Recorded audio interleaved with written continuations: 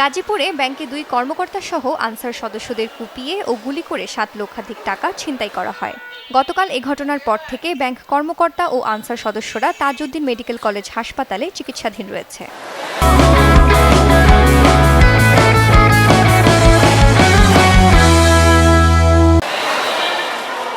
এই শাখার ইনচার্জ আতিকা পারভিন সুরভি জানান, প্রতিদিন গাড়িতে যাতায়াত করলেও চালক না থাকায় বাধ্য হয়ে অটোরিকশায় রওনা হন তারা।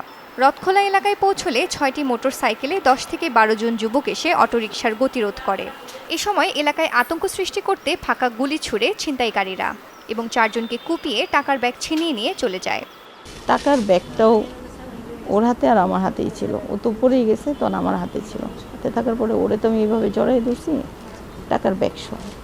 তখন আমার এইখানে চাপা দিতে একটা কোপ দিয়েছে। দেওয়ার পরে এই হাতটা আমার ছুটে গেছে।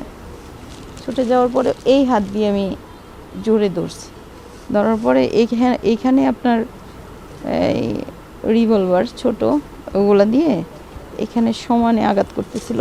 সিকিউরিটি অবশ্যই ইনশিওর করতে হবে যাতে হচ্ছে ব্যাংকার্সরা বা যে কোনো আনসাররা কেউ যেন হতাহত না হয়, কারণ আমরা তো হচ্ছে মৃত্যুর মুখ থেকে ফেরত আসছি একরকম।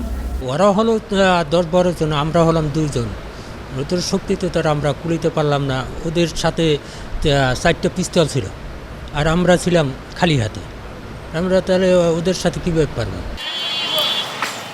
ঘটনার পর কোর্ট বিল্ডিং শাখার ম্যানেজার শহীদুল ইসলাম বাদী হয়ে গাজীপুর মেট্রোপলিটন সদর থানায় অজ্ঞাতদের আসামি করে একটি মামলা করে।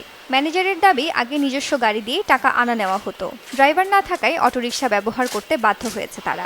ভাড়া গাড়িটা অ্যাভেলেবল না থাকাতে এবং টাকার পরিমাণ কিছুটা কম থাকাতে আমরা এই 2 জন আনসার সহ অটো যোগে আমরা নিয়ে আসছিলাম একটা অটোতে। তো দুর্ভাগ্যজনকভাবে এই দুর্ঘটনা ঘটছে। পুলিশ বলছে, সিসিটিভি ও তথ্য প্রযুক্তি ব্যবহার করে দুষ্কৃতিকারীদের গ্রেফতারের চেষ্টা চলছে। এখানে আমরা অত্যন্ত গুরুত্ব দিয়ে এটি তদন্ত চলছে। এ সংক্রান্ত মামলা হয়েছে। আমরা অত্র এলাকার যেখানে সিসি ক্যামেরা আছে সেগুলো ফুটেজ বিশ্লেষণ করছি। আমরা গোয়েন্দা তথ্যের ভিত্তিতে এবং আমাদের যেসব মেকানিজম আছে সবগুলোকে কাজে লেগে এই ঘটনা যারা ঘটিয়েছে তাদেরকে আমরা গ্রেপ্তারের চেষ্টা আমরা করছি।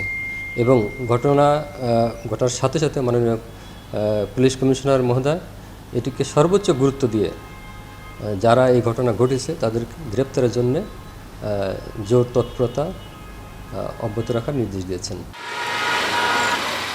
দিনের বেলায় এ ধরনের ছিনতাইয়ের ঘটনা জনসাধারণের মাঝে আতঙ্ক সৃষ্টি করছে। Desk report, channel 24।